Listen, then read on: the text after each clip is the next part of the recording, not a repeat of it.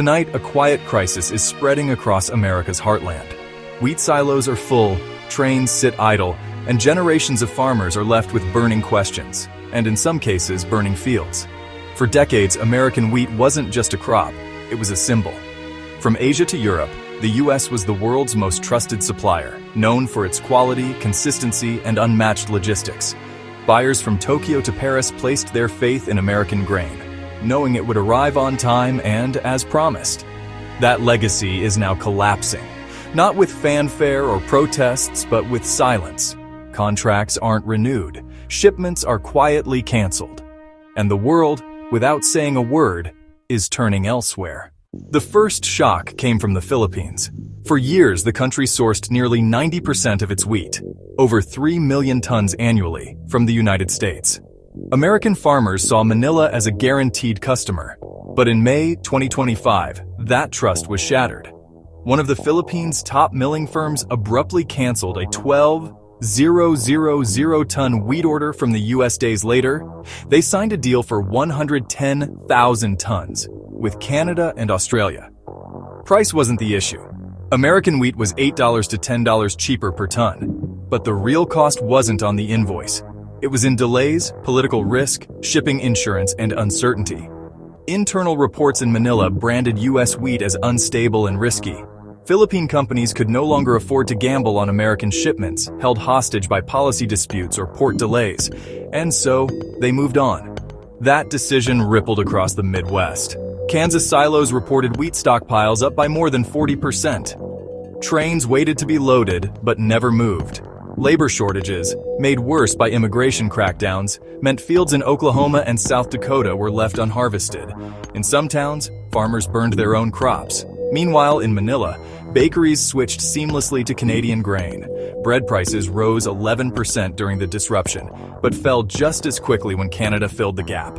No protests, no headlines, just a quiet transfer of loyalty. Thousands of miles away, another shift was underway, in France.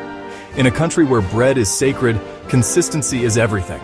For decades, France relied on premium hard wheat from the American Midwest to make baguettes, croissants, and pain bio. But by 2025, French imports of U.S. wheat dropped to their lowest in 2 decades. Milling firms in Marseille and Rouen began sourcing from Canada even during a challenging domestic harvest. Why? Because American shipments were now unreliable. Carbon emissions were too high. Chemical residues exceeded European limits. Paperwork delays at customs left entire shipments in limbo. A single missing certificate or tariff change could derail an entire order. And so French buyers stopped ordering. In Kansas, milling co-ops froze expansion plans. Some delayed harvests, others simply shut down operations. Meanwhile, Canadian farms surged ahead. With automated harvesters, real-time protein analysis, and fast digital confirmations, Canadian suppliers offered what France wanted most: stability. Orders from Saskatchewan arrived on time. The flour quality remained the same. For French bakers, nothing changed except the source. A century-old trade route went silent. Then came the turn of South Korea. For nearly 40 years, it was one of the top buyers of U.S. wheat, relying on it for everything from ramen noodles to baked goods. The relationship wasn't political, it was practical. But between late 2024 and mid-2025, U.S. market share in South Korea plummeted from over 35% to below 17%. Canada's share surged to over 60%. The cause? Glyphosate residue. South Korea tightened its limits on chemical residue. U.S. wheat routinely tested between 200 and 400 parts per billion. Canadian and Australian wheat came in under 70. For Korean food companies, it wasn't worth the risk. American wheat now meant higher insurance, extra lab tests, and the threat of rejection. Canadian wheat came clean, pre-certified, and traceable. By June, U.S. wheat had all but vanished from Korean ports. In Washington state and Idaho, inventory surged. Farmers slashed wheat acreage, some turned to flaxseed, contracts dried up, and once again, no one made noise, just quiet, strategic change. Perhaps the most painful break came from a neighbor, Mexico. For decades, it was a top 3 buyer of U.S. wheat, importing over 3 million tons each year. But by mid-2025, that number dropped by nearly 40%. Canada and Argentina stepped in. Why? Because the rules kept changing. From shifting tariffs to inconsistent export forms, nothing stayed stable. One shipment delay at the Texas border led to factory shutdowns in Sonora and rising food prices. Mexican millers got tired of surprises. Canadian suppliers offered clean paperwork and predictable delivery. They delivered not just grain, but peace of mind. By the second quarter of 2025, Canada's wheat exports to Mexico rose 37%. In Manitoba, facilities began testing specifically for Mexican standards.